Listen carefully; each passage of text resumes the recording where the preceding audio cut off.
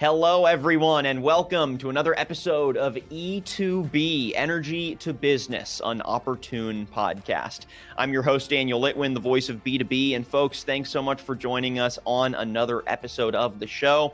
We've got video going this time. So if you're watching, hello. Great to have you watching along on the podcast. If you're listening along per usual, great to have you all tuned in to another episode of the show as we continue to explore important trends, technologies, strategies, and give high-level and niche analysis on the future and the now of the larger oil and gas industry and energy industry as well. So as we dig into today's talking points and today's conversation, I want to make sure you've got all the opportune content that you need to be fully caught up on the show. So make sure that you're heading to our website, opportune.com. Again, that's opportune.com.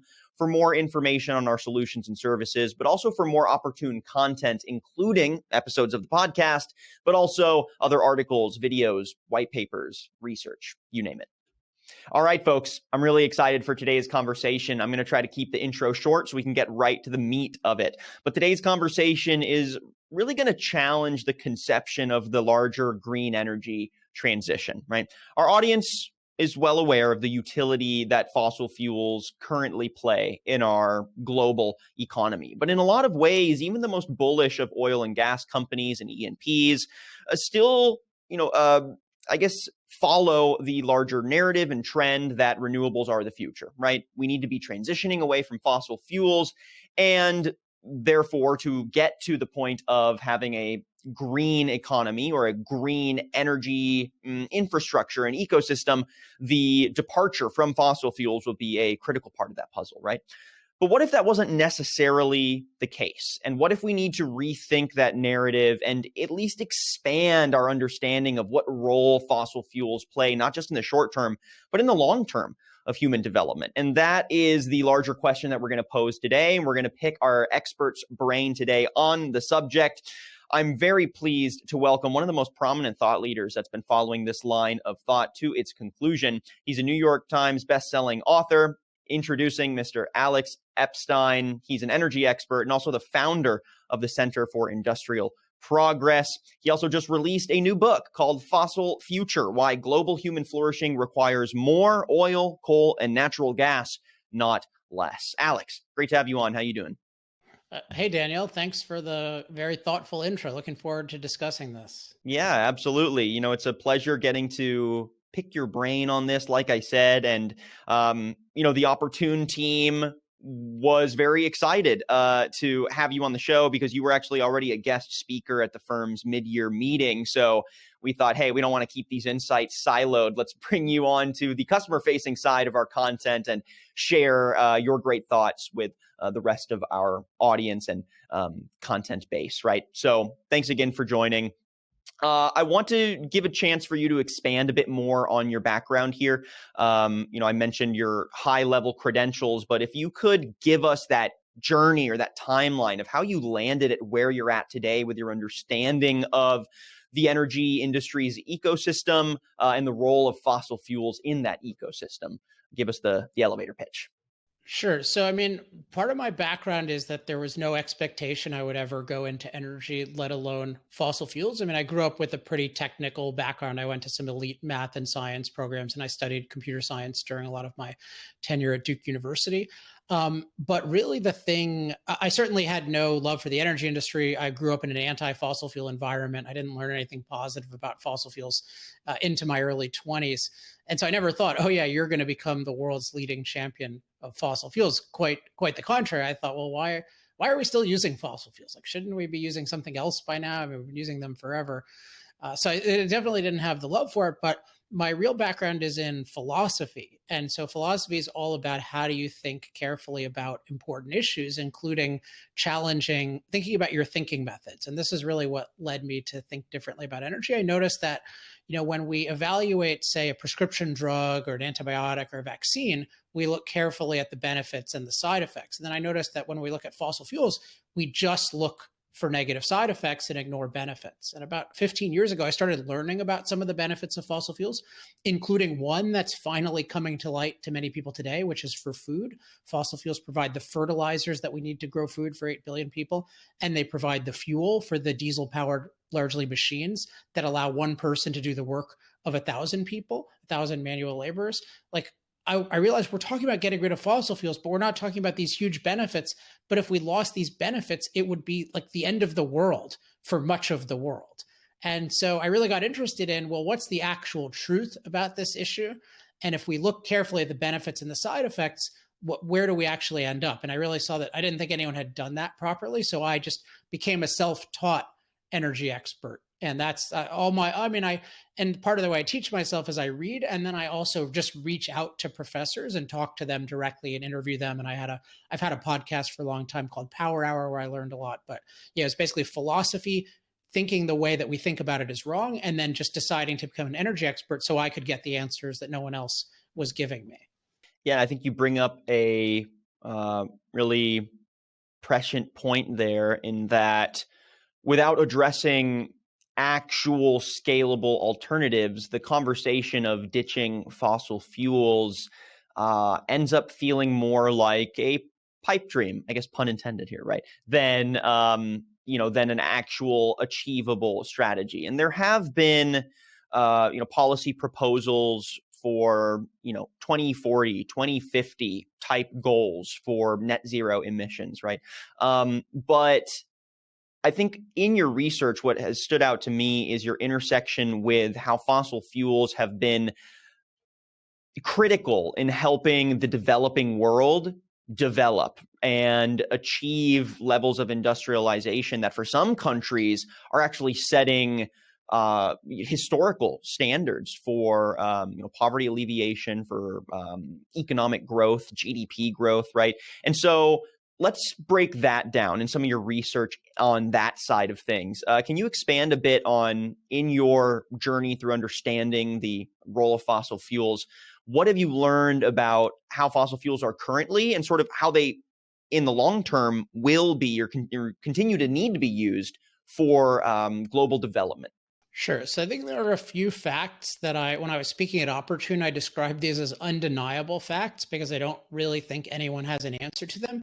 And yet part of what happens is they are denied by omission because we don't look at the benefits of fossil fuels. So we just don't think about these things. But so here are some of the basic facts. So one is that fossil fuels today are a uniquely cost-effective source of energy, meaning they provide low-cost, reliable energy for every type of machine on a scale of billions of people in thousands of places. Specifically, they provide 80% of the world's energy, and importantly, that energy use is growing, particularly in the parts of the world that care most about cost-effective energy, such as China. So this one fact really questions this whole idea of an energy transition, because the idea is we're rapidly transitioning away from fossil fuels, but fossil fuels are 80% of the world's energy and they're still growing. So that is at most an addition, right? It's an addition of other forms of energy. It is not a transition. And I would argue right now, it's an unreliable, expensive energy addition, the way that it's occurring. So we can talk about that, but that's just the basic thing.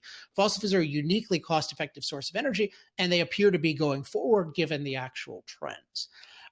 Then, the second thing is that that cost-effective energy is desperately needed throughout the world. We have, 6 billion people in the world who use an amount of energy that you and I would consider unacceptable. 3 billion people using less electricity than a typical American refrigerator, 1/3 of the world using wood and animal dung as their primary fuels for heating and cooking. So the world is just so underpowered. So we have this uniquely cost-effective source of energy, and it's the value it provides is desperately needed. And then the third thing, which is really the core of my work, is that cost-effective energy is essential to what I call human flourishing. And the basic idea here is the more cost-effective energy is, the more people can use machines to be productive and prosperous. Without machines, human beings are very unproductive, and the world is a very poor place and a very dangerous place. By using machines to produce all kinds of value, like a modern combine harvester that can reap and thresh as much wheat as 1,000 manual laborers, something like that. That's how we live in an abundant and safe world. But that all depends on this cost-effective energy. Interestingly, the safety of climate also depends on how cost effective energy is. I point out that thanks to using fossil fuels to power all these amazing machines like heating machines, cooling machines, irrigation machines, drought relief vehicles, the rate of death from climate related disasters, people don't know this, but it's demonstrated, is down 98% over the last 100 years, even as we've had 1 degree Celsius, 2 degrees Fahrenheit of warming. So what we've got is we've got this incredibly cost-effective source of energy. We desperately need more of that value. That value is crucial to human flourishing, including the safety of climate. And yet our whole set of institutions and people that we're calling experts are totally denying all these benefits. And that's why, just by following a tiny fraction of their policies so far, we have a global energy crisis, because the fossil fuel benefit deniers are leading what I call our knowledge system. You mentioned an example there that I want to expand on slightly, or at least just use as sort of an anecdote that I relate to, or at least that I've done my own sort of little reading up on, right? But you brought up China. China has been an economic growth, miracle, as a lot of economists have called it, and one of the major aspects of what has achieved that level of growth and record poverty alleviation, the lifting of people out of absolute poverty, and also bringing a lot of what you said, conveniences of modern life to rural areas, has been due to industrial development and through actually policies of taking, for example, rural workers to industrial sectors and sort of, shipping them out to different cities, helping boost the economy, get paid, bring that money back to their rural sectors, and then advance the economy in their local regional areas, right? I know that's sort of more of a social and economic policy, but it still speaks to the role that industrialization, led by a reliance on, like you said, fossil fuels, is contributing to the advancement and development of various societies, but also at various levels, right? It's not just advancing or improving the developing world. There's also still playing a critical role in the developed, or the very close to developed, close to number one leading economy, honestly, in the world. So I just bring that up because I think it reflects the example you were giving. But do you have any other anecdotes, or if you want to further expand on what I just brought up, feel free, on the current role that fossil fuels are playing in industrialization policy and sort of human development policy, either in the East, the West, anywhere. I think it's important that it's everywhere. So you indicated this. So if China, which used to be extremely poor, and is much wealthier now than it used to be in terms of the average person there, but is nowhere near where the U.S. is. And so you have, India, which on average is poorer than China, and then you have places even poorer than that. And in all cases, fossil fuels are crucial. So if you take the wealthiest parts of the world, there's this idea that, the poor parts of the world we can afford to not use fossil fuels, but the poor parts can't. Well, that's half true. The poor parts can't, but we can't. We're using fossil fuels all the time. Look at what's happening with Germany, as they had this very ill-fated experiment trying to, quote, get off fossil fuels, which really meant having a bunch of solar and wind that requires constant life support by natural gas, which they didn't think about where that comes from. And so that comes from Russia, which led to all sorts of problems. What are they doing right now? They're using more coal. So just the world is a fossil-fueled world. And it's very important that nobody in the world has figured out how to produce cost-effective energy on a large scale without the use of fossil fuels, without the very significant use of fossil fuels. The closest example anyone could think of would be places that for electricity and sometimes heat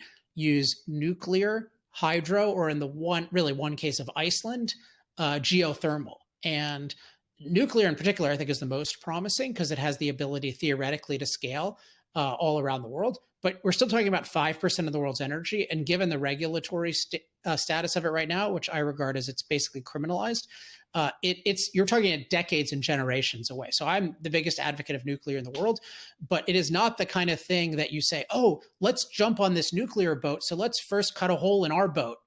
And then the nuclear boat is not there. That boat needs to be built. And there's a lot of difficulty in building that, a lot of policy changes. So the whole world is fossil fueled. The rich world is fossil fueled. The kind of developing world is fossil fueled. The undeveloped world, it needs to be fossil fueled. And one statistic that you mentioned this issue earlier is just what's happened to the rate of poverty. So one statistic I think is really striking and not discussed enough is that from 1980 to the present, we've extreme poverty. So people living on less than $2 a day, adjusted for inflation, has gone from 40%, over 40% of the population, to 10%. So that is, billions of people literally getting out of poverty. And it's so clearly tied to fossil fuels because you need machines to make people productive and prosperous, including, by the way, the wealthy world has been very helpful because in part we create all this medical innovation and other stuff and kind of water purification innovation that helps everyone. But everyone depends on this fossil fuel world. And again, fossil fuel use is growing. So this idea of rapid elimination should not be on the table, in my view, particularly once you recognize, oh, wait, we need fossil fuels to be safe from climate. And if we master climate, we can deal with almost any kind of climate difficulty. And I talk about in my book, which, by the way, people can check out, fossilfuture.com. I know I signed a lot of copies at Opportune, which was really fun. If you read sort of the climate stuff, what you get is, we do impact climate. We do have a warming impact on climate, but it is nowhere near a catastrophe and nothing resembling the, I believe, apocalypse that would happen if you try to pursue net zero, again, in a world where cost-effective energy is essentially human flourishing. Fossil fuels are a unique source of it, and it's desperately needed by billions of people who don't have it. Let's piggyback off of you bringing up the book. I want to just sort of open up the floor here for what have been some of the most prescient, useful, actionable insights that you've gained since beginning research on developing and then releasing this book, right? Between your release of your initial book and now Fossil Future, how has your perspective expanded and in what actionable ways? Well, if you want to talk actionable, I'll just do one issue from two perspectives. So the issue I'd focus on is just this issue of looking carefully at the benefits and side effects of everything, including fossil fuels. So I think this is crucial both for your thinking. So when you're thinking about this or anything else, doing that. And one wrinkle that I've focused on much more in Fossil Future that I've gotten clearer on is that when you're thinking of side effects, our environmental side effects, you have to be open not only to negative, but also positive ones. So when you're looking at the impacts of CO2, you want to look at things like heat waves, but you also want to look at things like fewer cold-related deaths in parts of the world that are becoming warmer. You want to look at things like global greening. So one thing I point out in Fossil Futures, we have a bias against human impact. So we kind of assume it's going to be bad, but you can't do that. You just have to look empirically. Hey, is this good for us? Is this bad for us? What degree? So this idea of, I call it looking at the full context, benefits, side effects, including not having an anti-human bias with the side effects. That's very important in your thinking.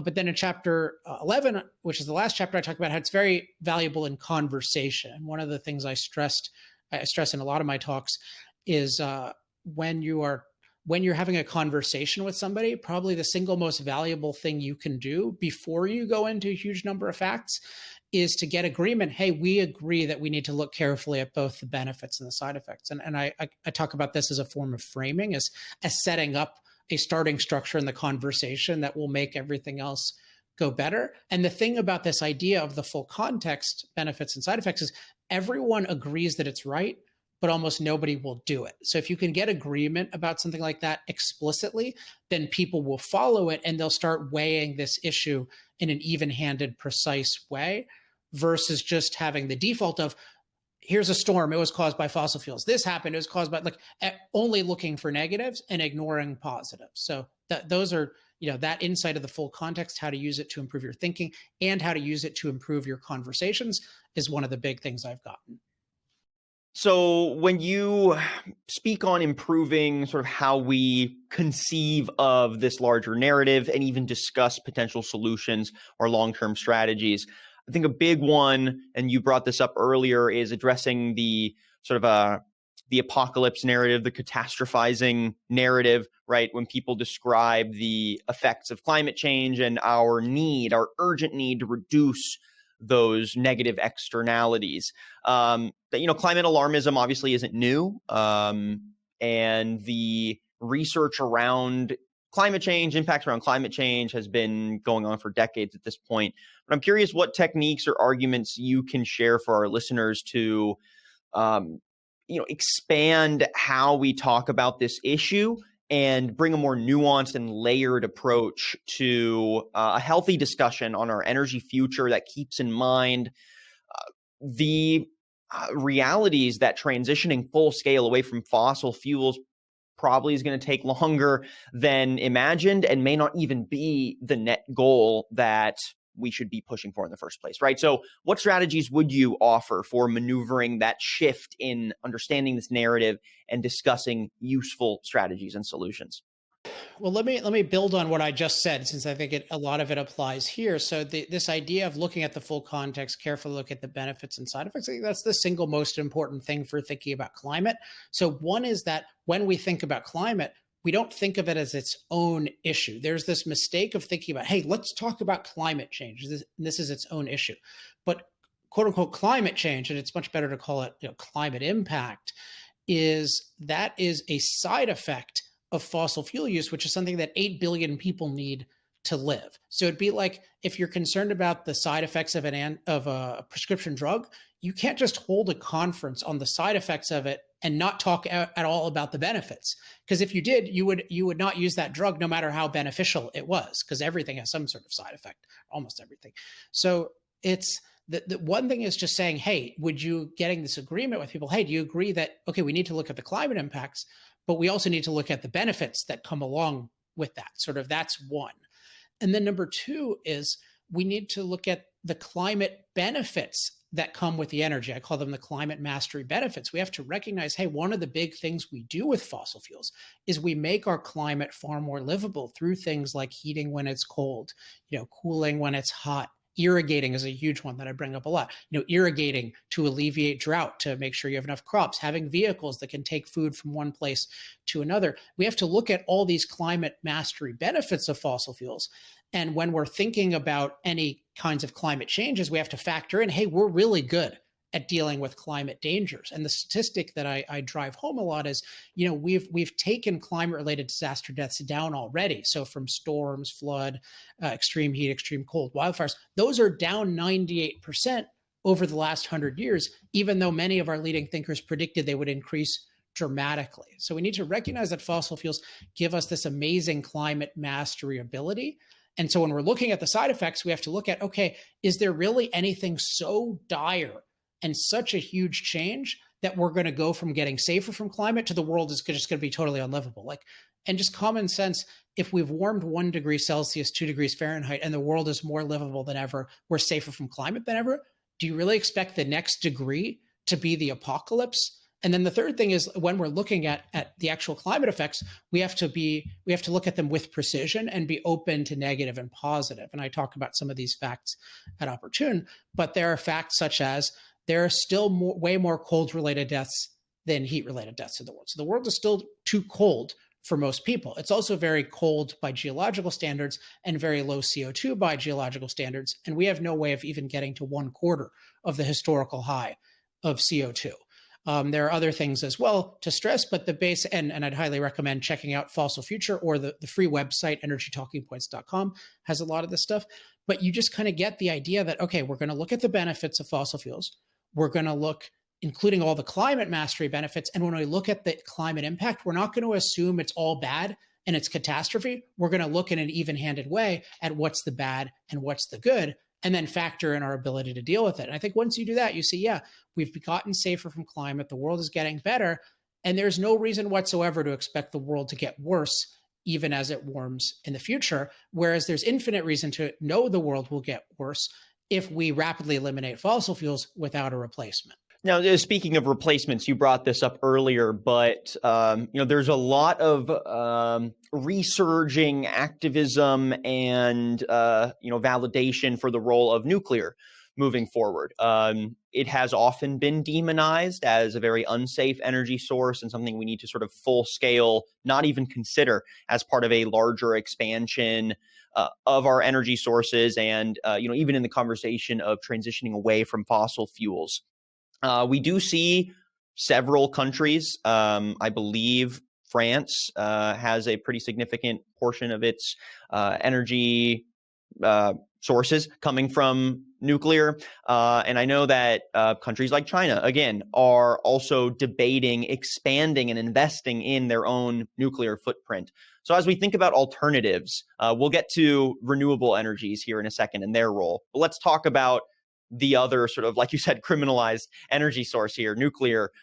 What role do you see it playing moving forward, and how should we think about it as an alternative or another, chapter in the energy transition and energy source expansion narrative?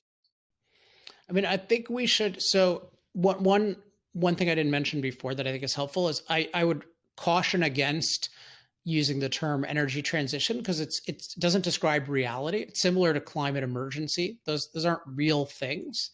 And so I never use terms that don't describe real things, but you can describe energy evolution, which captures the only legitimate element of energy transition, which is that you want to change, in a sense, transition to a better state of affairs going forward. But that doesn't mean you transition away from things, it just means you're moving. So evolution or you can call it progress as well. So if we look at energy evolution, I think of nuclear as the most promising alternative in energy evolution. And the reason I say it's the most promising, it has some very promising physical fundamentals. It's a very concentrated store of energy. Both of those are important. So it has a lot of energy in a small space, and it's a store. All the most successful forms of energy we have today are natural stores of energy. Nature stores the energy in some form, and then we release it, versus we have to build our own man-made storage system to have reliable energy, that's the basic problem with solar and wind. In practice, they just use fossil fuels as a storage system, but that obviously doesn't work if you want to get off fossil fuels. So nuclear has that huge potential. It's concentrated, stored, it's very abundant. So it has, and we also know that historically in the 70s in particular, it provided low cost, reliable electricity. So not all forms of energy, but really good at electricity. It also has obvious potential for heat because it generates electricity via heat. So it could produce high levels of heat for industry, residential heat. And then we know that it's very good for very large vehicles. So it has a lot of applications in mobility too, which is often a challenge for other things, particularly things like cargo ships. And we know it does aircraft carriers, icebreakers. So it's got all of this potential. And at the same time, we know that that potential has not come to fruition in anywhere near the way that was expected. And I think the obvious thing is that governments really clamped down on it and really treated it as this is a uniquely dangerous form of energy that in effect needs infinite regulation, infinite delay, infinite ability of activists to stop it. And the price of nuclear electricity in the US has gone up by something like a factor of 10. And even in the cheaper places around the world like South Korea, it's not as cheap as it used to be adjusted for inflation in the 70s. So I think really what we need is free market innovation. And I've been working on what I call the Energy Freedom Platform. And part of it is decriminalize nuclear and really radically reform all the institutions holding it back. And you need similar things around the world. As long as so what's happened now is there's new favor for nuclear, but it's overwhelmingly in the form of government controlled things. And that is not going to lead to the level of innovation that makes it scalable and cheap for everyone. And that's what you really want and need. You want it to be scalable and cheap for everyone. So I think in the US and maybe a handful of other countries, we have the opportunity to create the legal framework where you can actually have free market innovation in nuclear. And I'm working really hard on that, but it hasn't happened yet. Like I haven't succeeded, others haven't succeeded in that. So right now it's very much like a government criminalized and then paradoxically also government subsidized. So the government like chops off its legs and then it pushes it forward in the wheelchair. But neither of those is what we want. So it has unlimited potential, but it's very much potential.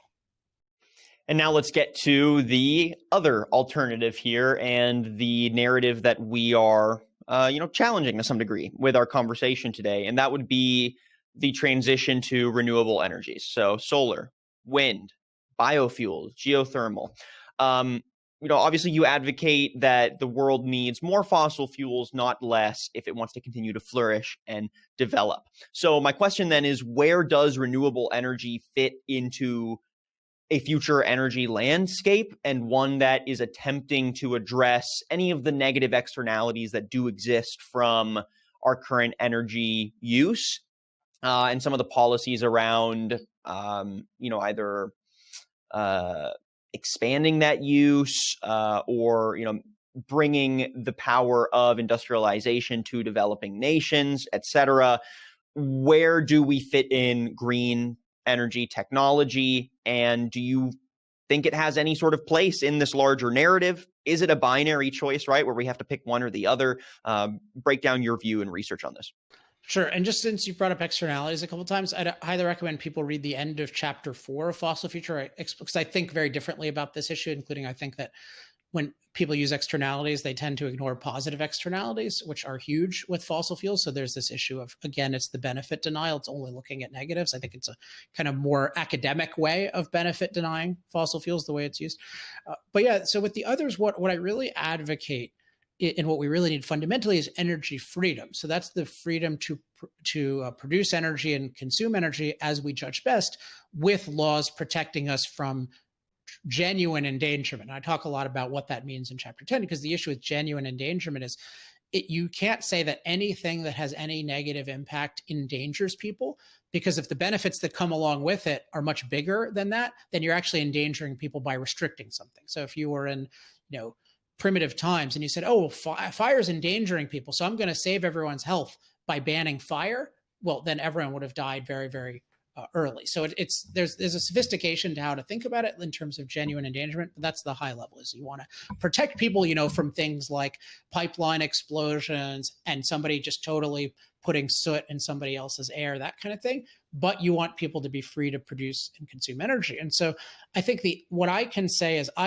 based on what we've seen so far and what I see the current evidence is what will prevail. But the real thing is, I'm interested in creating the legal framework where the best technologies can prevail. So if solar and wind are more promising than I think, they can prove themselves, versus me, Alex Epstein, saying, hey, I don't think they're as promising as others think. So I think from that perspective, when people use the term renewables, it usually means solar and wind. And I think this itself is suspicious, because hydro is the most proven form of, quote, renewable energy. And yet it's opposed by most of the, quote, renewable movement. Often official designations of renewables will separate hydro into this like bastard category that's not good. And I think what this gets at is there's this whole emphasis on renewable that's based on kind of being natural. And hydro is considered not natural because it allegedly interferes too much with nature. And I think that's a totally wrong way of thinking about things in general. So what the reason I'm pointing that out is I think that the obsession with solar and wind is not based on their demonstrated economic merits, but rather the idea that they're somehow superior because they're natural, in harmony with nature, this kind of thing. Because if you look at their actual economic merits, they have there's a couple obvious things, more than a couple actually, but they're 3% of the world's energy. They're just providing electricity. Because they're fundamentally intermittent or unreliable, they are totally dependent on reliable sources of energy. Storage is nowhere near at a level where you just have solar and wind and storage. So they depend on fossil fuels, nuclear or hydro in almost every case, or maybe oil occasionally, or coal, basically coal, gas, nuclear, hydro, and then occasionally like oil or wood or something like that. So they depend on reliables, and they only exist in significant quantities where subsidized. And if you look at the large regions that have more adoption of them, like Germany or say California in the US, you see the prices increasing. So and then you're also seeing reliability problems where you have greater penetration. So none of these are good signs in terms of this is taking the world by storm. This has none of the signs of this major rapid evolution, but rather this is these are being forced on us.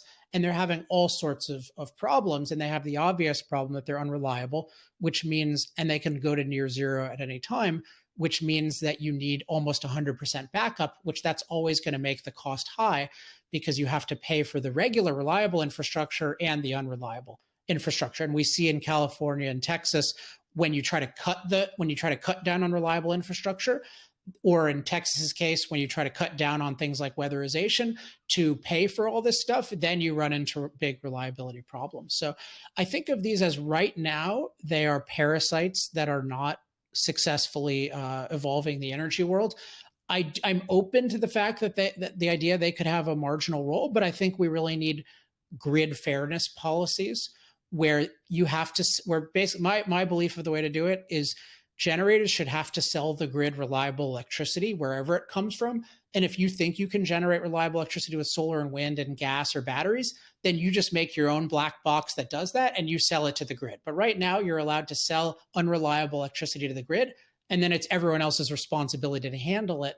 And you get paid just as much for that unreliable electricity. And with subsidies, you get even more. So right now, they're just totally unfairly preferred, and they are nothing resembling a scalable replacement for fossil fuels. For more on that, I talk about this a lot in chapter 6, but I would point to the fact that we're so obsessed with renewables versus cost-effective alternatives, and we have hostility toward nuclear and hydro, points to this is not really a movement that's interested in having the best energy, including the cleanest energy. It's interested in being, quote, natural. And one of my big points in Fossil Future is the hostility. I believe the hostility toward fossil fuels is fundamentally that just using a lot of energy, period, has a lot of impact on nature. And the leading thinkers who oppose fossil fuels just think that's bad. So it's not so much about the side effects of fossil fuels. It's actually the benefits to fossil fuels, and that they support a world of 8 billion potentially prosperous people. That's actually what upsets people who think that human impact is bad and should be reduced or eliminated. Well, Alex, your insights have been great so far. Thank you again for taking time on the show. I think I've only got one last main question for you, then I'll open it up to final thoughts. But, I think a major component of your books and of this conversation of reframing larger conversations around our energy future and the transition away from fossil fuels, it's all very predicated on these conversations being heavily politicized. And, I would argue most things in life have a political angle, but I would also say that particularly they've been sort of siloed into partisan conversations, right? Because things being politicized, but then also being sort of siloed into side left versus side right, it very much makes it a binary when the conversation is often more gray, more layered, more nuanced. So I'm curious why you think energy policy and climate change have become so politicized, right? What are the leading factors here that we need to be keeping in mind as we rethink our conversations? And, do you see a world where we can take this conversation, evolve it, and make it more productive? Or does the short term kind of look like we're going to be stuck in this oscillating binary of options? It's a good question. I don't think I have a comprehensive understanding of everything that's going on, but a few things are that, one is energy policy is a political issue. So it doesn't necessarily mean that it gets politicized, but it's going to be of significant interest to people in politics. A second issue is that there tends to be, people tend to think of it as, well, if fossil fuels have negative or significantly negative climate side effects, that means that the government has to have a massive increase in power. And for certain political views, that's very appealing. And for certain political views, it's very unappealing. And so you tend to see that people who tend to want more government power for everything else really like the idea of fossil fuels causing these big problems. And people who don't like that, don't like the government having a lot of power, tend to not like the idea of the government needing a lot of power to combat this. To that, I would just combat. I'm somebody who doesn't want the government to have a lot of power over the economy. I think that if you had if there was actually like a catastrophic climate thing, you would still need to figure out how do we deal with it in a way that maximizes freedom, because freedom is the only way we're productive and it's the only way we're adaptable. So one kind of giveaway that a lot of these climate schemes are ridiculous is when it's, hey, let's have the government, like let's have Bernie Sanders and AOC, not to pick on them in particular, but like let's have them redo the whole energy economy. Like as soon as it's let's have some bureaucrats, or like as soon as you have that view, then you're just back into like the status control of the economy that leads to failure, even if you don't have a big problem. It's just like under, say, communism and all forms of socialism. So I think but that is a tension. People tend to think of it as, oh, if I believe in these really big negative climate impacts, then that goes against freedom. And my view is you can't think that way. You need to be very objective about what the impacts are. And then if you're pro-freedom, think about what's a pro-freedom way to deal with it. Now, it turns out